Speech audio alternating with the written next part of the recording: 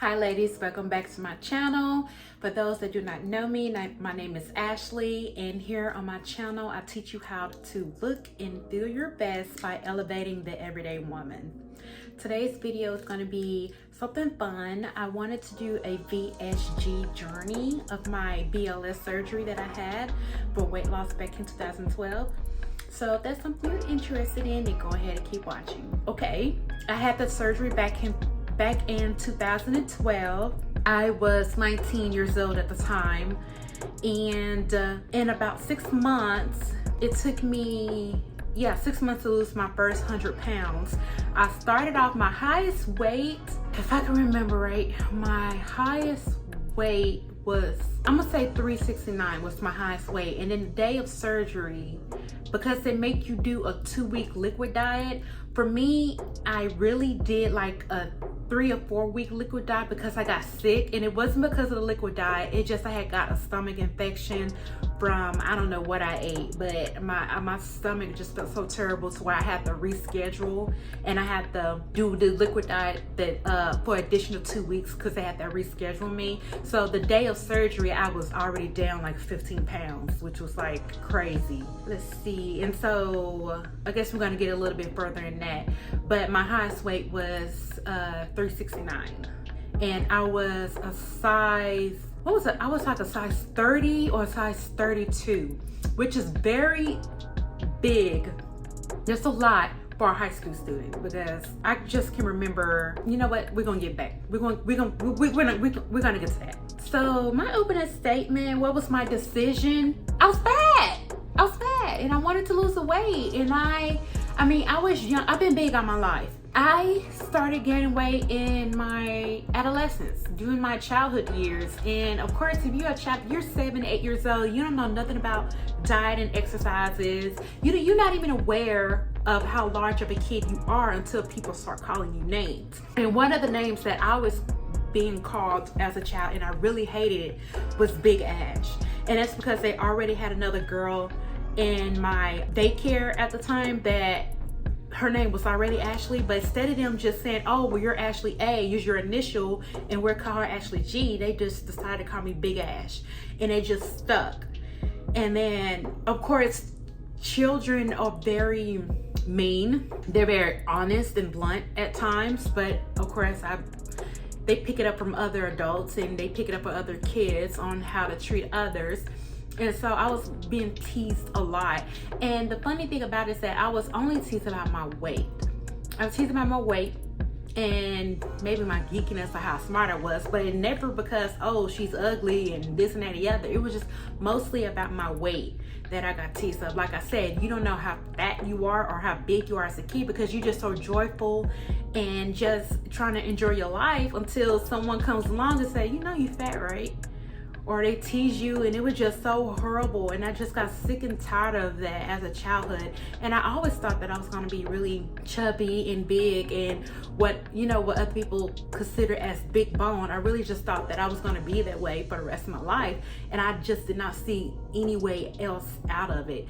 I didn't even know that weight loss surgery even existed. I don't know if I don't even know if it was even around that long. And like, I never heard of anyone having weight loss surgery. I didn't start getting an idea of it until I was like 7th or 8th grade that but it was like word of mouth. It wasn't just like something that was just so common, or at least not that I knew of, because like I said, I was a preteen at the time. I didn't know anything about weight loss surgery or that weight loss surgery was even possible. Okay, so the factors that motivated me to explore bariatric surgery was really my mom. We had, let's see, I think it was when I had reached high school, my mom had decided to get weight loss surgery. She did her research and everything on it, and we had insurance, because for the longest time, a lot of insurances, I think even today, a lot of insurances does not cover weight loss surgery. A doctor has to find, if you get a really good doctor, they can find a really good excuse for you to get approved to get that weight loss surgery. And at the time, our insurance company had covered it. I was on the insurance for my mom, because here in the US, you can stay on your parents' insurance until you're like 26 years old. And my mom was about to switch jobs following like that next month or something like that. So she went to go have the weight loss surgery first. She did all the research. I'm just going along. So she went to go get the research, and then she had got the surgery. And I was like, oh my gosh, to me it was like a miracle diet, a miracle diet. For one thing I really hate is that people always say, oh, you took the easy way out. Having surgery is not the easy way out. It's still mentally taxing. It's still physically taxing, because you like, I did all this in my body and you want to see the results. And I really hate it when you make a decision like that and people will expect you to go from 300, 400, some however big you are, you lose all this weight, and then once you finally get smaller, people are like, oh well, what happened, you know, with the surgery? You know, you had surgery, shouldn't you be a lot smaller? Babe, it doesn't work that way. Not at all. So nothing about this was easy. Okay, so the health issues or concerns that played a role in my decision, it really, diabetes, really, because I was pre-diabetic, and each time I went to the doctor, I used to hate it. I would go to the doctor and they was like, no, it was one time, this is TMI, I went to the doctor because I was so big. I was like almost 400 pounds. I mean, 369, I'm running it up to 400. So I was almost another good, a meal or two, I would be 400 pounds. And I went to the doctor and I was like, I haven't gotten my period in a couple of months now. I'm like, what's wrong? And she said, because I was so heavy, the weight was sitting on my ovaries and it was blocking the ability for me to have periods, which is very terrible, because at that time I was like 19, 20 years old, and I'm like, I do one day want to become a mom. I'm like, I have to be able to be ovulating in order to have kids one day, because I did want that as an option. And so it was that, and it was also me having, when you're large, I wasn't diabetic, but I was pre-diabetic, meaning I had like and I thought it was just like me not bathing enough or cleaning enough, but I had like a black skin, like lines around my neck and around the back of my neck. And I would try to post up pictures or something to describe, or find a picture on Google so y'all can see what I'm talking about. But I was pre-diabetic, and I just thought, you know, because I wasn't bathing enough. I used to take showers, just be scrubbing, trying to scrub. I thought it was dirt, and it wasn't. It was pre-diabetic indications that, you know, if I don't stop, I was gonna be on medication, on insulin and all this other stuff, and I didn't want that. So it was just that. And it was also the fact that every single time, I used to dread this. Every year when I was growing up as a child, my mom we would always go shopping once a year, and that was tax-free weekend, because my mom was a single parent trying to raise 3 kids. And tax-free weekend, we really took advantage of that. And so we would go shopping. We would go to like thrift stores. I dreaded thrift stores, but now it's like, when you're tight on budget, it helps. We would go to thrift stores, we would go to Walmart. I couldn't fit anything at Target, but we would go to like all the cheapest, so Dots, Rainbow for me, because it carried bigger girl sizes. The one thing I really hated as a child, as a teenager, shopping, was that I could never really fit anything. My highest pant size was just like a size 30, 32. You know, a lot of, you know, clothing stores don't go up that high. And I can remember just crying and crying. I'm like, oh my gosh, I can't fit anything. Nothing fits, you know, nothing looks good on me. I don't know really how, it's only so much fabric you can buy to cover up how large your body is.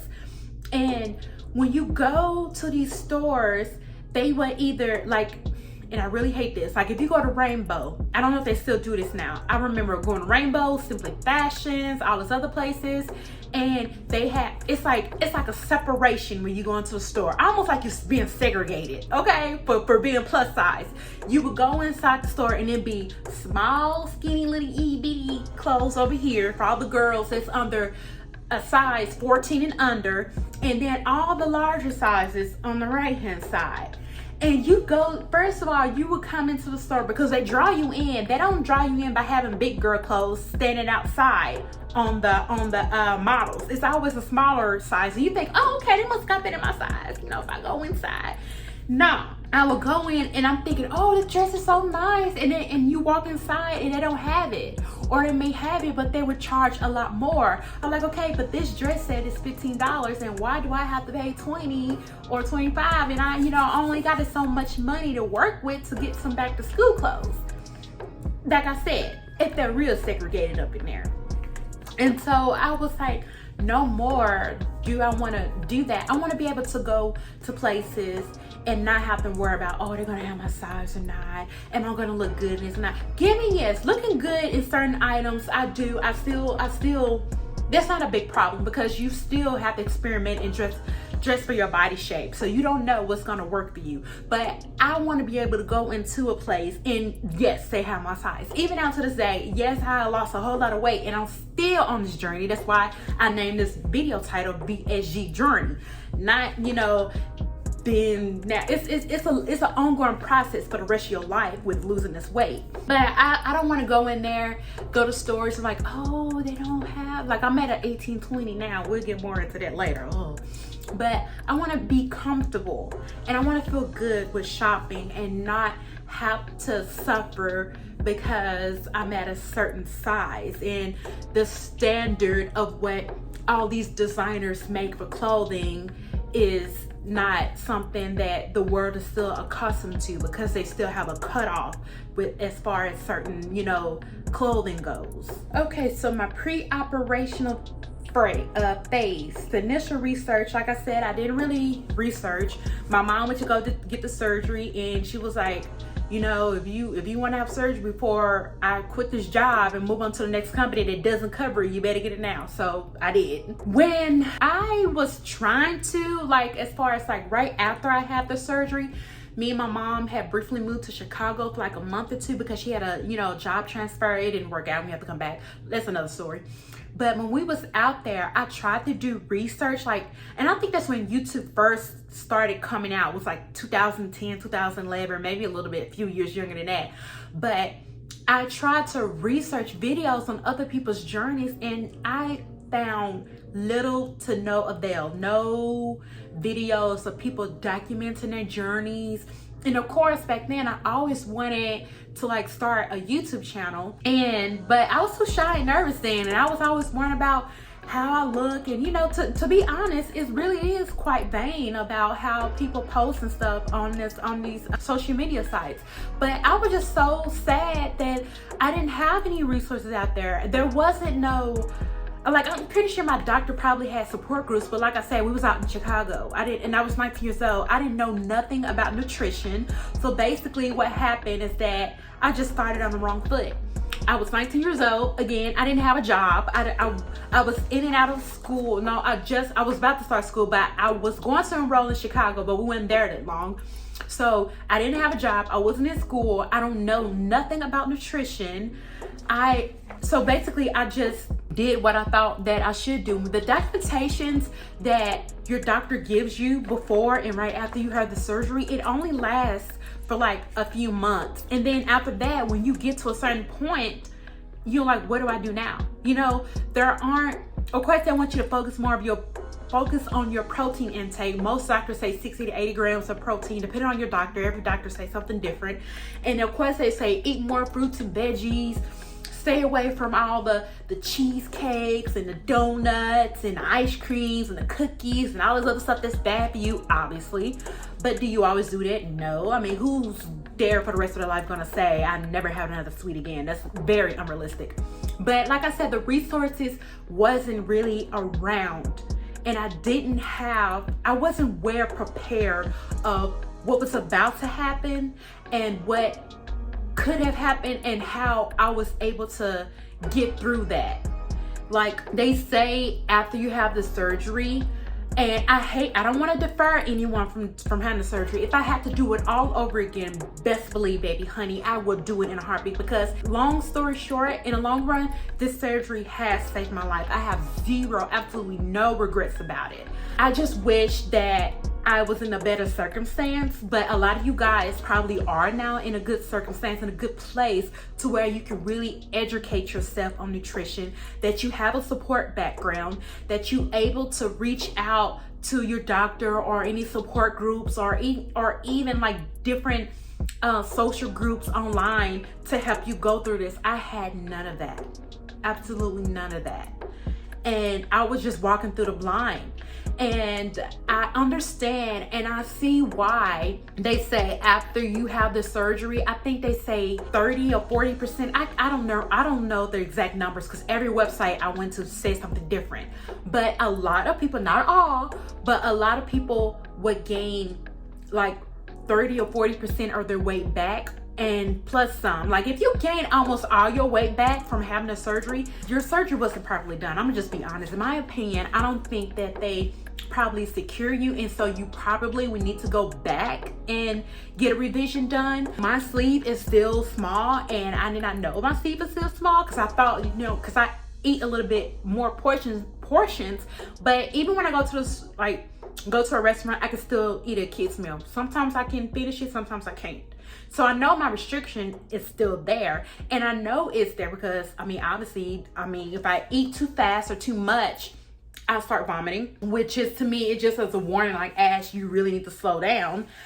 And then also when I went to go get my checkup from the doctor, I think one thing from having surgery, I do want to say this very quickly, is that any surgery that you have in life, there's always going to be a pro and a con. There's always going to be something that happens to where you have to, not necessarily a consequence, but a reaction for something.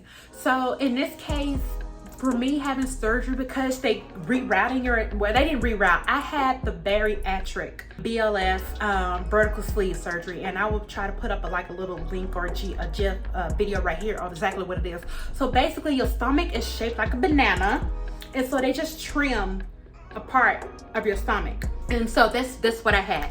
They okay. So the other surgery they also have the gastric lap band, which is just a band that sits on top of your stomach. So just picture your stomach like a banana, and they put a band on top of it. But I think you have to keep going back because they have to loosen and tighten the band. A lot of insurances don't cover that, or they will only cover it so much. So a lot of people, after they try the lap band, they may go and get the VSG, or they may get I forgot what the other one is called. Oh my goodness. The bypass. Yeah, the bypass. And that's when they really got to cut your stomach up, reroute your intestines. I'm like, baby, that is doing too much. I'm not going to do that. They just seem a little bit too insane. So I opted for the safest surgery. I just went with VSG. Now, but like I was saying before, I'm sorry I got sidetracked. For me having VSG, because they had that, they messing with your stomach, your gastro area. The result of that is for me having heartburn. And so I do have to be on pantoprazole for the rest of my life.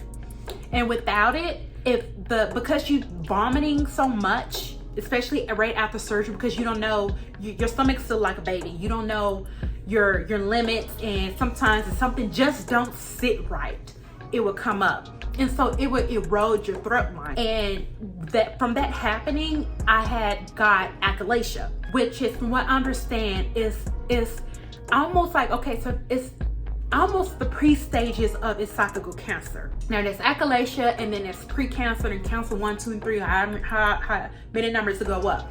But so basically with achalasia, when you eat food, when you eat food and it goes down, so it goes on your esophagus, and your stomach lining, your stomach hole is supposed to open to let the food in and shut. Mine wasn't. It was like, it will open, like the muscle will open and it'll stay open. And all that fumes from the food and erosion, it will come up. And so they have to get the surgery, the colporum surgery, do not quote me, it's called oral something. I don't know. I would link that up too somewhere if I can remember. But they basically fix it. So now my stomach, the sphincter or whatever, I don't know. I'm not a doctor.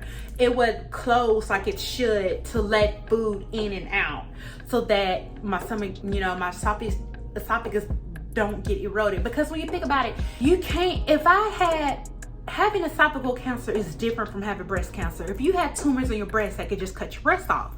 If you have erosions and all this different stuff going on in your esophagus, they can't take your esophagus out. You know, now that I know, now if they got some new technology to where they can put in a fake esophagus or something like that, but you know, or if you have lung cancer, I think you can live with just a part of your lung or something like that. They can easily just cut that out, but you know, not with esophagus, you know. So that's just one of the things that I have to do. I have to deal with. But like I said, maybe a lot of other patients can identify with it too. Is that you have GERD, you have acid reflux, so you will have to probably take that for the rest of your life, or at least in my case, I did. Okay, so the next thing that in order to get the surgery, at least at my surgery, I had Dr. Kuhn, bless his heart, he passed away at the time, but Dr. Kuhn and his partner, and they were at Medical City. I think they still do their surgeries at Medical City, but his office is located like across the street from it. And I have, so it was Dr. Kuhn and his partner was Dr. Hinkie. I love Dr. Hinkie. I will link his information in the description below too. But together they both did my surgery. But in order for you to get the surgery, you have to do a psychological evaluation. Now, with these psychological evaluations, okay, they really want to see where you are in the mental process. Like, have you ever seen my 600-pound life, and have Dr. Z always, you know, make them do all these different tasks and everything in order to get the surgery? He want to see where they are mentally. So they want to see do you have a support system? Are you suffering from depression or anxiety? And I'm like, baby, yes, all of that and above. But at the same time, it's a psych evaluation. I'm not going to tell you all of that, because all my traumas and issues and traumatic past that I have to deal with, we can't sum this all up in this one day. I just need to know that you know that I'm okay in order to have this surgery. So did I say everything that I'm supposed to say? Yes. Girl, we already know. I got what I wanted. Do I recommend that? Girl, do you? So after you do the psych evaluation, and I think you have to do the 2-week liquid diet, and then you can schedule your appointment and all this other stuff. You can talk, and then you of course have to do a consultation with your doctor, and they will go based on what your goals are, what surgery would be best for you, because some people don't want to do something as invasive. They want to do something like a lap band, or they want to do something a little bit more, you know, complex, like the bypass I was telling you about.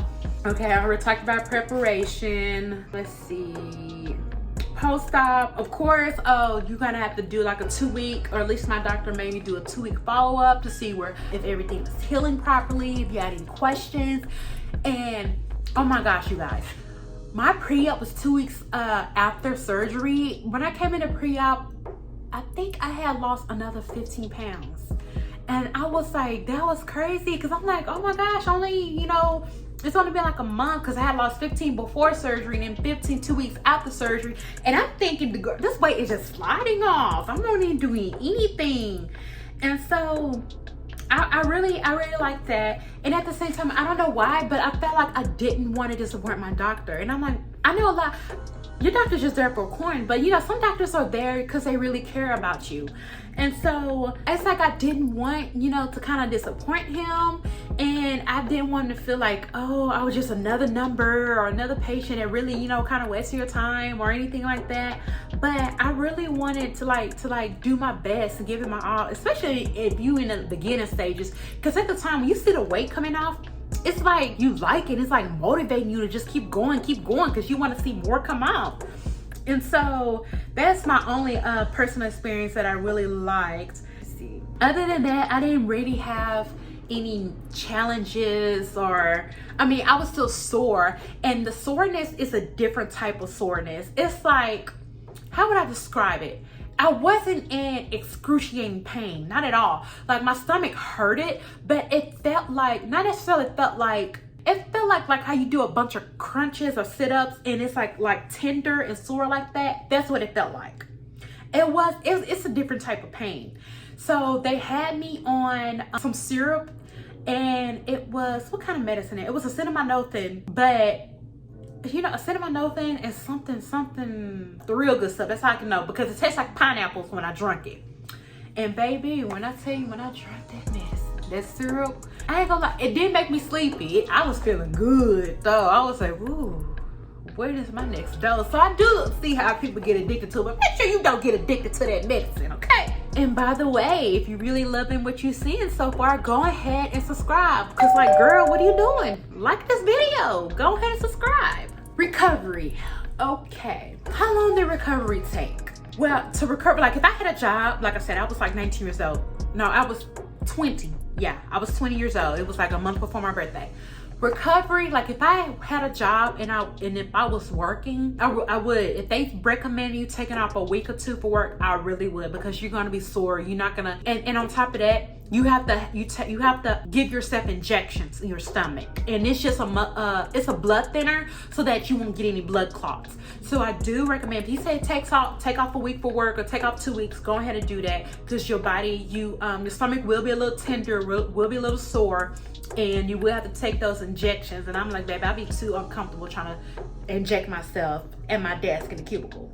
Hello. But as far as like the recovery period after that, I think I can honestly say, I was only sore for like 2 or 3 months, but it was doable. Like the first 2 weeks was like crucial, but then all the time after that, I felt like if I had to go to work or anything like that, I was safe enough to do that. But as far as like soreness, I would say 2 or 3 months after the surgery, I was actually in the gym walking, just doing light exercises, and my weight loss started to kind of slow down.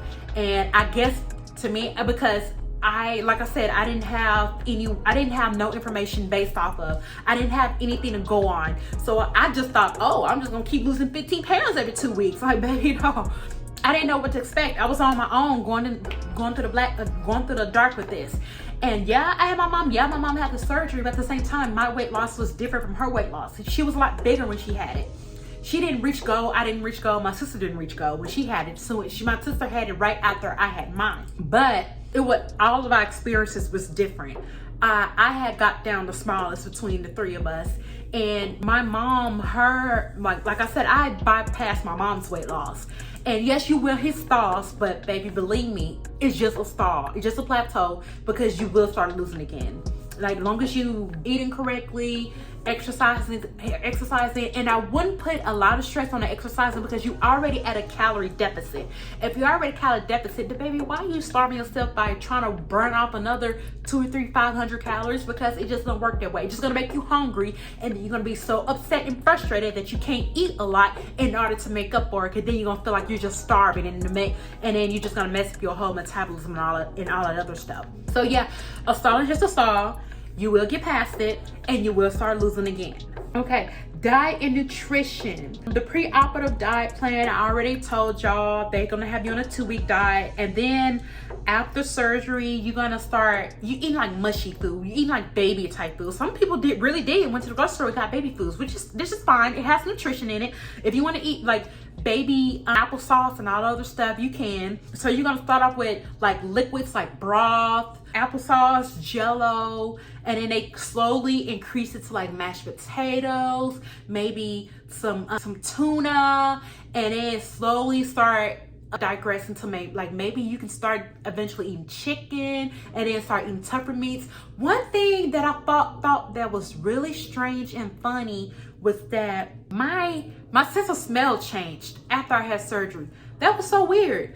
And the foods that I used to crave just make me feel so sick. Like, I used to could eat McDonald's, girl, oh my gosh, it was just trash after that. I didn't even like the smell of it. The smell would make me gag.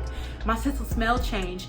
And then also eating foods with a certain amount of fats. Like, I used to love going to the gas station and getting those real tacos from some Hispanic restaurants, those gas station tacos. But baby, because they have they tacos, the meat sitting in grease, that grease would just like slide down your throat, and it just makes you it tastes good going down. But I will always vomit. And so I say, you know what, why? And baby, that pain after you have surgery and you eating food and it comes up, it hurts like nobody's business. it hurted so bad. So I would suggest you, like the doctor said, only stay in this stage. If you feel like you're not, even if the doctor say, okay, it's okay for you to go ahead and start eating this food. If your body is still sore, like your stomach is still sore, because now it's like you have to treat it like your baby. It is your baby now. You have to start over. Go ahead, and if you feel like you need to stay in a softer food stage, go ahead and just stay in a softer food stage before you move on to the next stage. Because I think there's like 3 or 4 different stages that they have you in based on the amount of weeks that you have been post-op. Okay, so for my weight loss progress. So like I said, my highest weight was 369. My lowest weight that I had got down was, I want to say 208, but it was 210 for sure, because I do remember taking pictures of that. One thing I did regret is that I did not take enough pictures. I didn't even take enough pictures, and I didn't like take pictures when I was big either, because it just always reminded me of how big I was. I hated the way that I look on camera, but now because I am on this journey and still going, I wish I would have took more pictures. But my lowest weight was 210, and I did have a picture of that. I might post it, may not. Yeah, I'm gonna post one, because I think I have one of me trying on a swimsuit. TMI is too much. I don't really like showing off my body like that, but I do have a picture of me in a swimsuit. And then because I was one of those statistics, I did gain, right now I'm 284. So I did gain 70 pounds back, but at the same time, so you know what? At least I didn't gain the whole 160 back. I gained 70, and it's been a struggle because of me, stress, depression, not doing what I'm supposed to do. So the surgery did not fail me. I failed the surgery, but also at the same time, like I said, I didn't have all the resources that I had. The things that I know now, I wish I would have known back then. So it's been a journey. It really has. It's been a struggle, but I do not regret having the surgery at all. I'm just a little bit more mindful now. I guess in a sense my metabolism has changed because I am a little older. Like I said, I'm about to be 32 years old, but I'm proud of what I've done, and I do recommend it to anyone, despite the challenges of having to be on medication for the rest of my life because of the heartburn. But that's just one thing that I have to pay for or give up, but I get the overall benefit. Because I said, if I did not have not gotten the surgery, I probably would have been 600 pounds, and me, through the years, I have done a lot of research and worked on myself as far as like, okay, I do need to be eating fruits and vegetables. I've been eating trash all week. The little things that I have done has prevented me from gaining a lot more than I had. And at the same time, my stomach has helped me. And so I started incorporating different things in my diet, like intermittent fasting. I tried different medications. Yes, of course, I went to my doctor and told them, oh, well, I gained weight back. What can you do? But at the same time, it's like the doctor can only do so much. He had me try semaglutide, which is, I guess, like a generic for Wegovy. I had allergic reactions to that. I started getting rashes and stuff like that. And I really hated me feeling sick all the time. Like I just wanted to throw up, just so much nausea, couldn't take it. I also tried phentermine. Phentermine, it did work. I can say, because 1 year when I was taking it for 2 years, it did help me maintain the amount of weight that I was, yo-yoing, gaining back and forth. I just couldn't reach a certain milestone of pounds that I had lost. But the phentermine did work, but at the same time, once your body started getting immune to it at a certain level, it's like it just stopped working. Like even if I was off, like recently I was off for it for like a year, and I went back to go try the phentermine, and it only worked for like the first week or two, and it was like I was immune to it again. It just stopped working. But just changing my diet intermittent fasting has helped. So I did that, without the phentermine, because phentermine really is just an appetite suppressant. But I have been training my body to do intermittent fasting, or IF, and I have lost 2 pounds, this first week, which I'm still surprised because I was eating like crap. I ain't gonna lie, but I digress. Intermittent fasting has helped, and also just being more mindful of what I eat, and even just the amount of food, that I eat, just being a little more careful, a little more picnicky with that. Stop trying to eat trash and junk all the time. I'm not gonna see her and say don't ever eat junk food again, because who's not gonna sit here and eat junk food again? Just be more mindful of it. Don't try to eat chips all the time, or switch to just eating light chips, or switch to popcorn instead. You know, just do different things like that that can help you. I'm trying to get to a point where I just don't eat no junk food at all, or at least like 1 or 2, because your girl was eating like trash before. But I'm really still I'm still working on nutrition. That's all I can say. I'm still working on nutrition. I'm still working on exercising and making movement and going to the gym, that part of my life. I do recently, for the longest time, I could not figure out what type of exercise that I really liked. And I come to realize that I like walking, but I like walking for the fun of it. I don't like going to the gym, have to be on a treadmill for an hour. Unless need be, unless I'm distracted and doing something. I can sit there on a treadmill for an hour. But I like lifting weights. So I have started going to the gym recently, the past 2 or 3 months, in the morning time right before, because I like just getting up. I'm not a morning person, but I did like getting up early in the morning to go get my day started before it started getting so overwhelmingly too much people. Like, I go to Fitness Connection and it's so overcrowded, especially in the summertime. I do not want to go working out right after work, because I'm like, I'm tired. I don't want to do this. But I have switched to that. As far as like the support system, like, what support system? I don't really have a support system. Everybody's struggling with their weight. One thing I did find useful was joining support systems online. I used to have Facebook. I no longer have it, but there was this group called Black Women Lose Weight. I know they have a Instagram now, and I am subscribed to that. And there was this other group, oh my gosh, I think it's called Weight Loss Warriors or something like that. It was just a group of encouraging women. Men can also join it too, because I did see men in there, and they was joining it and encouraging everybody, just posting what they're going through, their weight loss journey, and everyone just have encouraging, positive words. And I really did like that. But because I'm trying to pick this up and turn content creation to my dream job, I decided to just, go a different route besides having all these different media outlets. Okay, so reflect on your overall experience with your bariatric journey, share any lessons learned or advice. Okay, I already kind of talked about that. Final thoughts, summarize your today's takeaways. Okay, so my final thoughts. Things that I would recommend is, if you don't already start getting a good nutritional plan. If you got to go see a nutritionist, go in and do that. If you need to start already eating healthy, having healthy habits, nutrition-wise, go ahead and start doing that. I will also get a support system if you don't already have one. Sometimes having a support system, which is this is what really surprises me, is that a lot of people break up with their partners after they have weight loss surgery, because I guess their partners get jealous with you having this new change of life and they don't like it, and so they kind of lose their support there.